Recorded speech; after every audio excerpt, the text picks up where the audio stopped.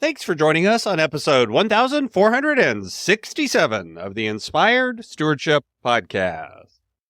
I'm Hannah Tackett, and I challenge you to invest in yourself, invest in others, develop your influence, and impact the world by using your time, talent, and your treasures to live out your calling. Having the ability to be the linchpin for your own life is key, and one way to be inspired to do that is to listen to this, the Inspired Stewardship Podcast with my friend Scott Mater. I think it goes back to that motivation. You're saying like, well, they're in the middle of this white noise. How do they know they should do something about it? I think that there's a mindset shift where we've all been taught, all of us, but many of us have been raised to be selfless, to be givers, which is wonderful in moderation. But I think the shift that needs to happen is to realize that you are the linchpin of your life. Welcome and thank you for joining us on the Inspired Stewardship Podcast. If you truly desire to become the person who God wants you to be, then you must learn to use your time, your talent, and your treasures for your true calling. In the Inspired Stewardship Podcast, you will learn to invest in yourself, invest in others, and develop your influence so that you can impact the world. In today's podcast episode, I interview Hannah Tackett. I ask Hannah about her journey through burnout to helping other women avoid burnout. I ask Hannah to share with you what burnout even is. And Hannah also shares her faith and why mindset and motivation are so important.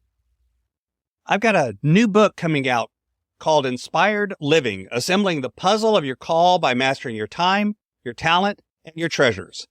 You can find out more about it and sign up for getting more information over at inspiredstewardship.com, Inspired Living. That's inspiredstewardship.com, Inspired Living. Hannah Tackett, a former tech leader with 16 years of experience, now dedicates herself to coaching against burnout. Having navigated her own career-halting burnout, she empowers high-achieving women to recognize and overcome the pressures of professional life. Through her expertise, she guides others to reclaim control and maintain well-being in their careers. When she's not working with women to lower stress, increase energy, or shed what's weighing them down, she can be found wandering in the woods or chasing her kids at the beach. Welcome to the show, Hannah. Thank you. Happy to be here. Absolutely. I'm glad to have you today. So I shared a little bit in the intro about some of the work you've been doing on coaching around burnout and working with that kind of experience that we have. And we'll talk more about that in a little bit. But before we go there, would you share a little bit about your own journey and what brought you to being focused on working around this area?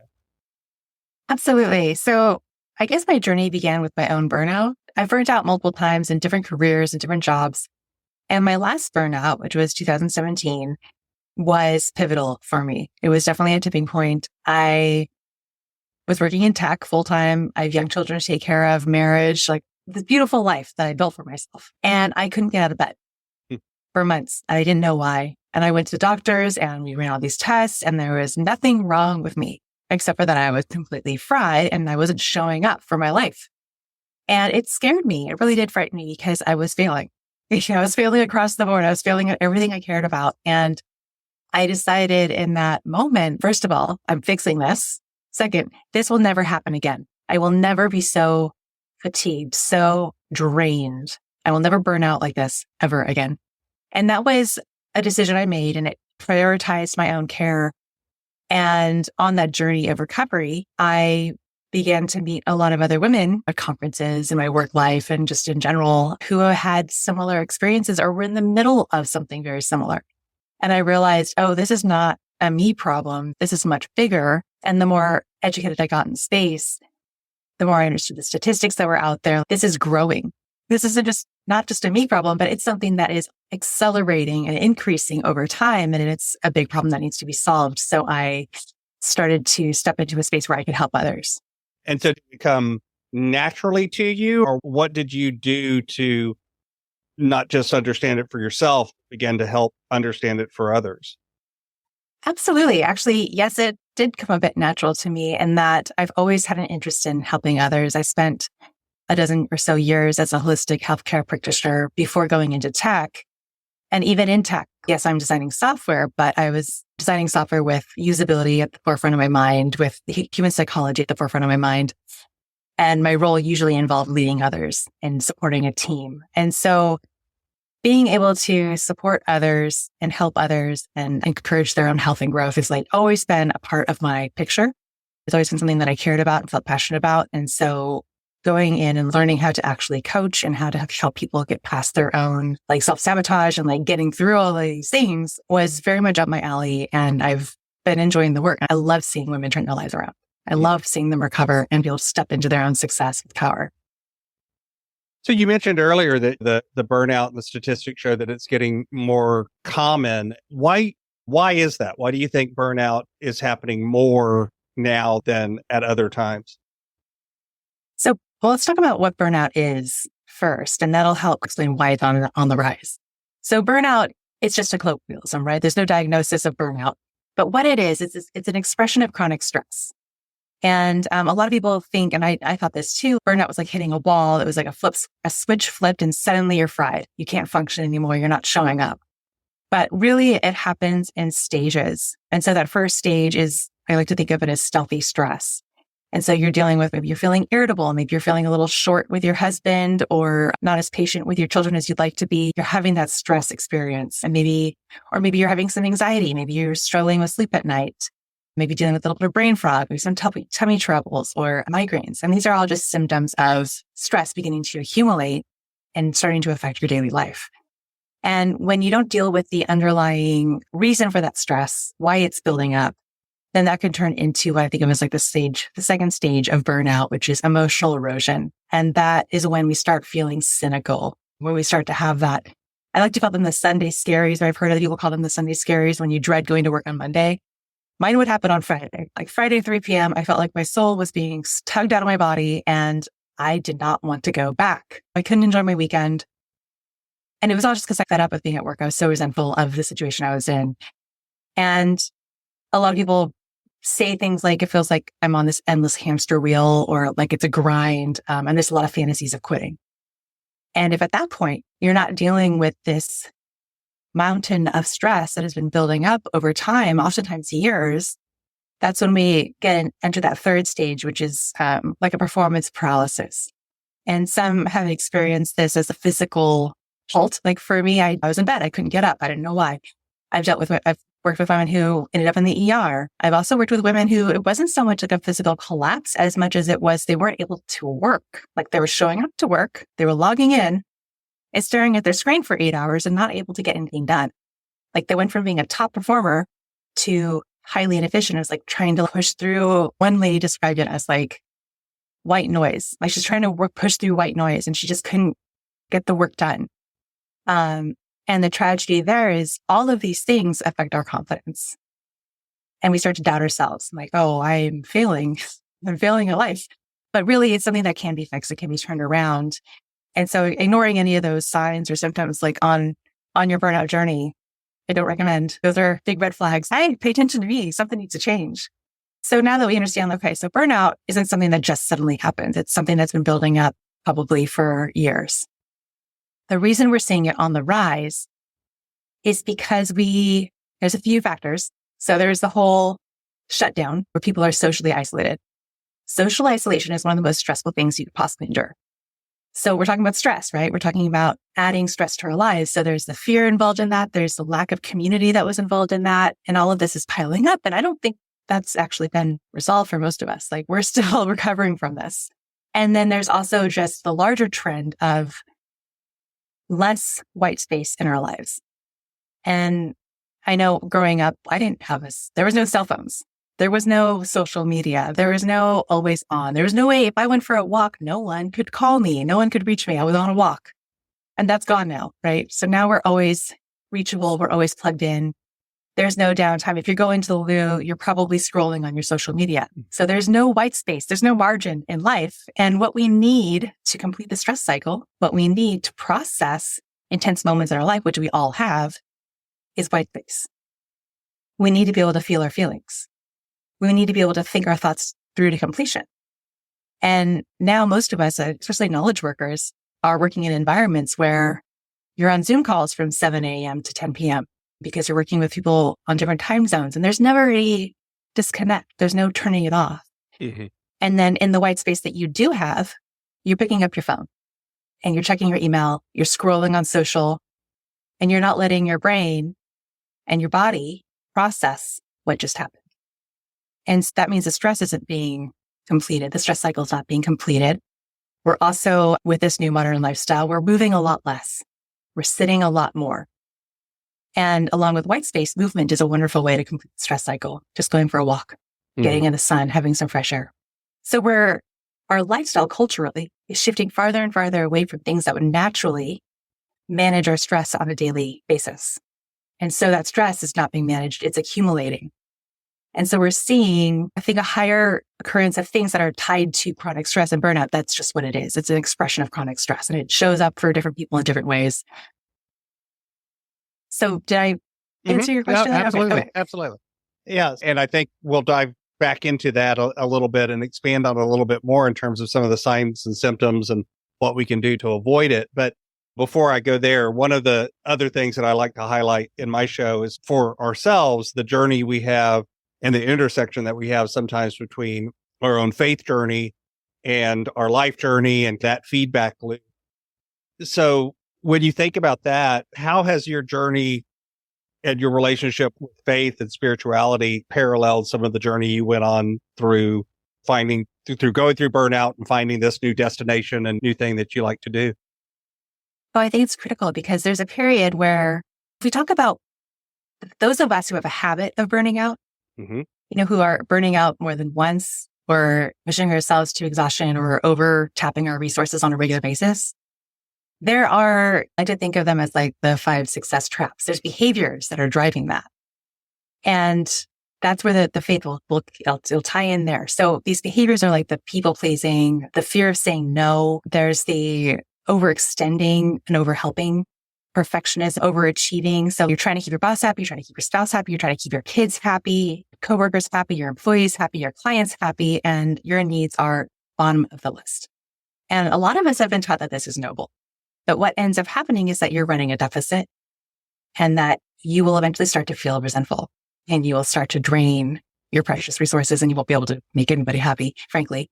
And then there's the perfectionism, and that can be driven oftentimes by fear. You have to have a certain level of perfect to prove that you're worthy or to avoid criticism or rejection, or perhaps there's a fear of scarcity, maybe a fear of losing your job or having your business not succeed. And then the helping it's good to help. All of these, by the way, are like flip sides of a coin, right? So making people happy, nothing wrong with that. Taking you to an extreme where you're damaging yourself, that can drive you to burnout. Having high standards, attention to detail, nothing wrong with that. It's a good thing. Taken to an extreme when it's rooted in fear can drive you to burnout. Same thing with the overextending and the helping and the overachieving, which I was definitely guilty of, which is you're just too busy all the time, because to be busy is to be worthy, right? And the minute you check one thing off your list, you've got 20 things lined up. You never just celebrate. You're just moving forward. So all of those things together tend to cause that burnout cycle or contribute to it. It contributes to it. There's usually other things going on too, other stress factors. But so these behaviors can accelerate and drive us to burnout. And where the faith comes in is when we realize that we're worthy because we are, and that you have to make a mental shift. I have to prove myself. I have to show up and be on. I have to be perfect at all times. I have all these beliefs, right, that are based maybe in fear or the programming that we got growing up. And when we go to change that programming, when we go to create a new belief, there's a period of time where it's going to feel really uncomfortable. It's going to feel unnatural. And you're like, oh, but what do you mean I can say no? What if I say no, I'm going to get fired? And so there's little things that we can do to start practicing saying no. There's ways to say no that help everyone. But there's going to be a leap of faith, right? Because you're going to change your behavior. You're going to change the way that you're showing up at work. You're going to change the way that you're relating to people. You're going to change your relationship with working. And change is scary. And if it's rooted in fear, our behaviors, which they usually are, and fear is not a bad thing. It's not bad for you. It has good intentions, right? It's there to protect you. Mm-hmm. And so when you acknowledge, okay, the fear is here to protect me, I'm going to make these small changes so that I can actually show up for my life. I won't be completely fried. I won't be sick. But you're going to have the flare-ups of the doubt and the insecurity. And there's going to be a period of time where you're going to have to suspend your disbelief and accept that you're protected. And accept that One woman I was working with, she was given this job offer and they offered her more money than she was expecting. And her imposter syndrome flared up huge. She was like, I don't deserve this. That my head's going to be on the chopping block. It was definitely like the tall poppy syndrome. And I'm like, okay, the reality is your income is from above. Like they're the avenue to get it to you. But that's not where your value is being determined from. And that's not where your income is coming from. Like you have a relationship with this company, you're going to show up and you're going to give value. But you don't have to worry about them coming after you because that's not where it's coming from. Just accept it. You're worth it. Move forward. Mm-hmm. Mm-hmm. But there is a bit of faith there. Mm-hmm. I think sometimes too that it's much, and again, it's like what you said, it's not a good thing. It's not a bad thing. It's just a thing. We put so much of our value in what other people, quote, think of us. And that's I'm going to put that in air quotes because usually you don't actually really know what other people think of. What you're really doing is what you think other people think, but we put that in that place of that's what determines my worth. Do other people like me? Do other people trust me? Do other people look up to me? Do other people think I'm smart? Whatever. Those sorts of value statements. And as you said, having a strong faith background sometimes allows us to go, wait a minute, that's not actually what determines my worth anyway. It's not that those things aren't important and it's not that I shouldn't listen to those things, but ultimately that's not really what determines my self-worth. Is that kind of what you're saying? Yes, because ultimately you're worthy because you are protected. The things that we are afraid of, which is we all have fears in common. If you grow up in an environment where there's a lot of scarcity, or maybe you've seen thousands of people be laid off, it's reasonable to be afraid of job loss or afraid of not enough. And when you shift that fear, when you're like, okay, that fear is trying to protect me, it has good intentions for me, that's fine. It's my critter brain trying to keep me alive. But when you realize, okay, just because I have a little bit of that fear doesn't mean that I have to always be on. It doesn't mean I have to say yes to literally everything. It doesn't mean that I have to make all of these people happy all of the time to the point where I'm resenting. That's not what that fear has to mean for you. That fear just means crap happens, But regardless, the reality is you're going to be okay. So when folks are in those places where they're starting to feel those symptoms of stress, the burnout things, a lot of the advice that you see out there is around things. It's put forward as self-care, take care of yourself. But a lot of times it's, go on vacation. Get away for a weekend. Do unplug for a weekend and these sorts of things. What do you see as some of the positive steps that people really need to take to not maybe just cure in the moment or feel better for the moment, but actually begin to make sustainable change that helps them avoid 6 weeks later, I'm just as stressed out or maybe even more stressed out than I don't know about anyone else, but sometimes it's used to in the day. It was like I went on vacation. I came back from vacation more stressed out than when I went on vacation because now I've been gone a week and I've got to catch up. So you dive right back in and your stress level's even higher. So what are some of the things that folks can really do to make a change? Absolutely. So yes, do those things, take your vacations, all of that. But what I found is really the difference between it's almost like a surprising, secret key to ending burnout and making sure it never happens again is stepping into authenticity. And that sounds so woo and it sounds so different than what you would expect. You'd be like, you mean not, don't take a sabbatical? Don't go to the spa? What do you mean authenticity? But the reality is when we are living our lives and pursuing goals with the pile of other people's expectations on us. And we all we all pick this stuff up, right? Like we're trying to succeed. We see how they did it. We're going to do it the way they did it, but it starts to feel off. Or maybe our parents really wanted us to be a doctor growing up. So we became a doctor. There's expectations definitely that we're picking up everywhere, all the shoulds. And I know a lot of women, I work with a lot of women and their moms and all of these things. So they have a lot of shoulds. They should be making dinner homemade from scratch every single night. They should be able to do all of the things all of the time perfectly. So when we let go of the shoulds and we take a look at what actually matters to us, our core values, and we start living in accordance with those values, what that does is we end up prioritizing and aligning our actions with our values and beliefs, and that reduces that internal conflict that can contribute to burnout. Because if we're living in dissonance, right? Like I'm doing all these things, but I'm not really living in line with my values. I'm living in line with what I think they should be or what other people think they should be. That creates dissonance and it is draining. It also will reduce emotional exhaustion because when we start stepping into our values and expressing our thoughts, feelings, and needs honestly, that openness can foster more genuine connections and support. And it creates a better environment where you feel understood and accepted. Also, that will drastically reduce your likelihood of burnout. And it also increases our self-awareness, because when we are being authentic and understanding our own boundaries, our own strengths and limitations, then we can set realistic expectations for ourselves and others. And that will reduce the likelihood of overcommitment, which can lead to burnout. So it's really about radical honesty and integrity. That is the surprising key to ending burnout. It's not go to a spa for a week. It's not go take a 2-month sabbatical. It's not put your job and churn butter in the woods. It's really about being radically honest with yourself. Unless your personal value is to live in the woods and churn butter. True. And that can come out. That can come out of doing that deeper work. Right. Yes. Yeah. And again, I think a lot of times, because this is connected but not connected. So a lot of the clients that I'm working with, it's around the areas of productivity and it's around the area of finances. And even there, it's the same kind of work, which is, okay, wait, what's actually important to you? Okay, let's find a way to say yes to those things. And then this other stuff goes away. It's easier to say no to that stuff because you're doing the things that are actually in alignment with your real values so I've had clients that on paper, if I showed you their budget, you would go, oh, they can solve all their problems. They just need to cut that thing out, whatever that thing is. But if that thing is fundamental to their values and to what's important to them, cutting that thing out is actually the worst solution to the problem because it's never going to really stick. But if they get back in alignment and give up other things, all of a sudden it's like, oh yeah, this is easy. So it is, I think, a lot of whether it's burnout, whether it's debt, whether it's health in these areas, I think part of the work is always getting back in line with, wait, what's really important to you? What's really your values? What's really your priorities? So given that, and that authenticity work is so important, why don't we all do that?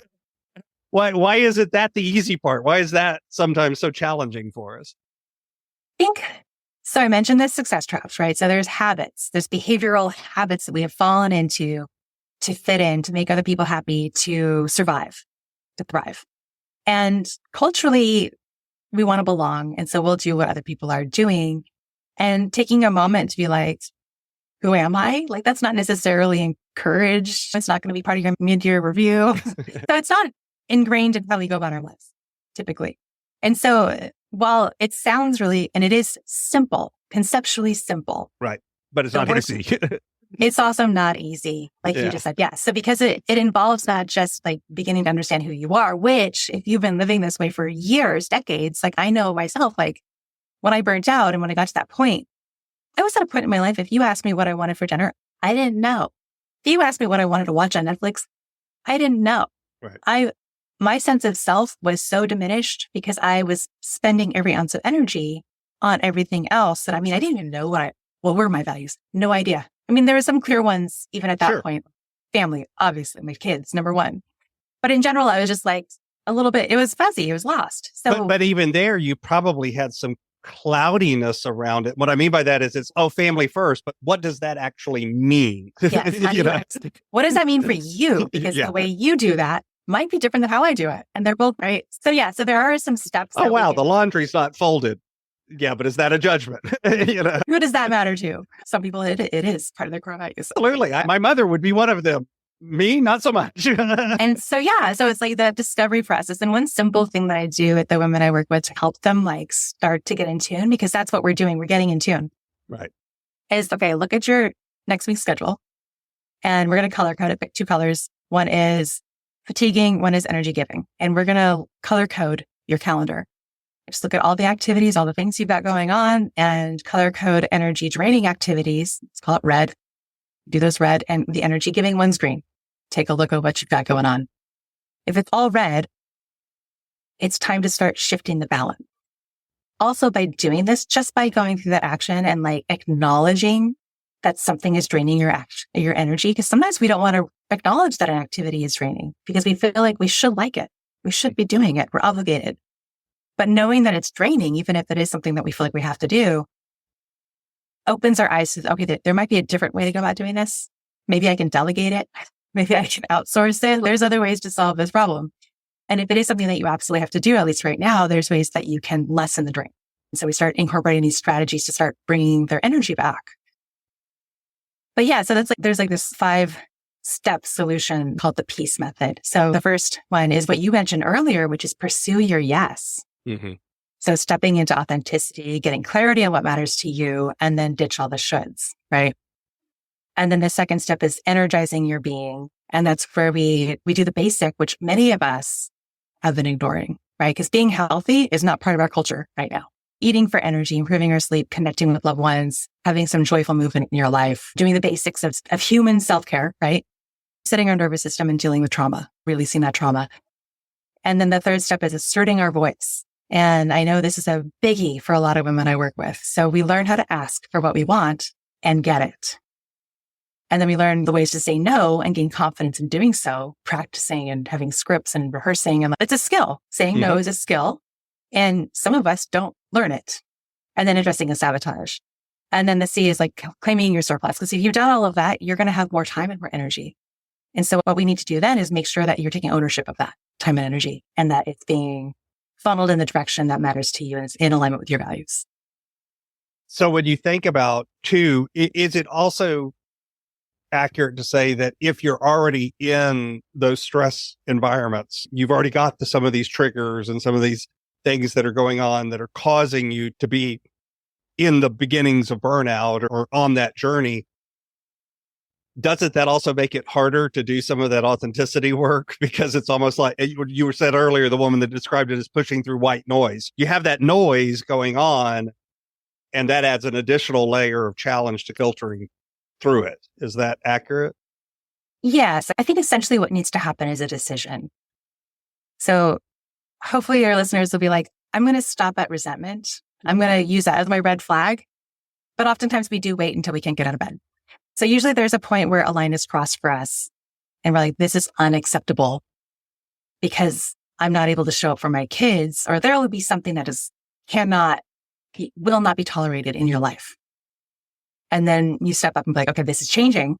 I'm going to fix this and it's never happening again. And that was the decision that led me onto my path. And it's usually the decision that leads women to me is there's a line that's been crossed. Or oftentimes also like they've burnt out before, are almost out of it, and they're starting a new job or they're starting a new venture. And they're looking at it. I already see the patterns happening. It's going to happen again. I'm going to burn out again. I'm done with this. We're not burning out anymore. So it's a decision where you're like, this is important enough to me to get the help I need and to make the changes that need to happen. Absolutely. So I've got a few questions that I like to ask all of my guests, but before I ask you those, is there anything else about the work you do around burnout that you'd like to share with the listener? I think it goes back to that motivation. You're saying like, they're in the middle of this white noise. How do they know they should do something about it? I think that there's a mindset shift where we've all been taught, not all of us, but many of us have been raised to be selfless, to be givers, which is wonderful in moderation. But I think the shift that needs to happen is to realize that you are the linchpin of your life. If you don't take care of you, you're not going to be able to show up for your kids. You're not going to be able to show up for your husband. You're not going to be able to show up for your career or your business. So all the things that you are responsible for, I love that your podcast is called Stewardship. All the things that you are a steward of are going to be hurt by you not taking care of you. So there is a responsibility to be a good steward of your own health and your own personal growth and to prioritize that. You're not being selfish, you're being a good steward. That brings us to the next question. My brand is Inspired Stewardship, and I've learned that word stewardship means a lot of different things to a lot of different people. So for you, when you hear the word stewardship, what does that word mean to you? I guess I think of it as ownership or responsibility. So I've been given this body. I am a steward of this body. I have been blessed with beautiful children. I'm a steward of their upbringing and their rearing and creating a beautiful environment for them to live in. I'm a steward of my marriage. It's like what I'm responsible for, what I've taken on and claiming ownership of. It ranges from my body to my career and my relationships. So that's how I view it. Okay. This is my favorite question that I like to ask everybody. Imagine for a moment that I could invent this magic machine. And with this machine, I was able to take you from where you are today and transport you into the future, maybe 150, maybe 250 years. But through the power of this machine, you were able to look back and see your entire life, see all of the connections, see all of the ripples, see all of the impacts you've left behind. What impact do you hope you've left in the world? I think for the most significant impact I'd be interested in seeing is my children and grandchildren. Were they physically and emotionally healthy? Were they able to create healthy relationships with others? And then what kind of impact did they have? So I think first level, like the first layer would be my family. And then the second layer would be the impact that I'm having on others, like through, for example, this business where I help women end burnout. What ripple effect did that have when they turned their life around? We ended the fatigue. They were able to go back to work. They were able to start a new venture. They're showing up for their kids in ways that they never had before. Like, what was the ripple effect of that? So I think that would be really interesting and to see what kind of, in terms of impact, like those would be the impacts that I think I would look for right now as a mom that's in the midst of raising young children and in this business where I'm actively helping people. Absolutely. So what's coming next? What's on the roadmap as you continue on this journey? Let's see. I've got a podcast that's coming out end of summer. So very excited about that. Serene Success. So we're talking about all things success and sustainable success. So wellness, tips in business and career. That is exciting. Absolutely. That and you said that should be coming out end of summer 2024. So August timeframe or? Yes. Okay. August timeframe. August. Great. When that comes out, I'll drop a link to that over in the show notes as well, so folks can go find it and check it out. You can find out more about Hannah over on her website at serenesuccess.net. And of course, I'll have a link to that in the show notes as well. Hannah, anything else you'd like to share with the listener? Absolutely. So if any of this conversation resonated with you and you're thinking, okay, I'm definitely the people pleaser, or I'm the overachiever, or these things are hitting, or I'm exhausted and I don't know why, I have a quiz where you can go through and identify which of the 5 success traps are limiting you the most and what are the next steps to get you unblocked and turn things around for yourself. And you can find that at the serenesuccess.net/quiz. Awesome. So I'll put a link to that as well over in the show notes so that folks can find it. And that's at serenesuccess.net/quiz. So thanks so much for that. That's a great gift for anyone that's in that place where they're beginning to think, maybe this is something I need to do some work on. So thank you for sharing that with the listener as well. Thank you so much. Thanks so much for listening to the Inspired Stewardship podcast. As a subscriber and listener, we challenge you to not just sit back and passively listen, but act on what you've heard and find a way to live your calling. If you enjoyed this episode, please do us a favor. Go over to inspiredstewardship.com/iTunes rate, all one word, iTunes rate. It'll take you through how to leave a rating and review and how to make sure you're subscribed to the podcast so that you can get every episode as it comes out in your feed. Until next time, invest your time, your talent, and your treasures. Develop your influence and impact the world.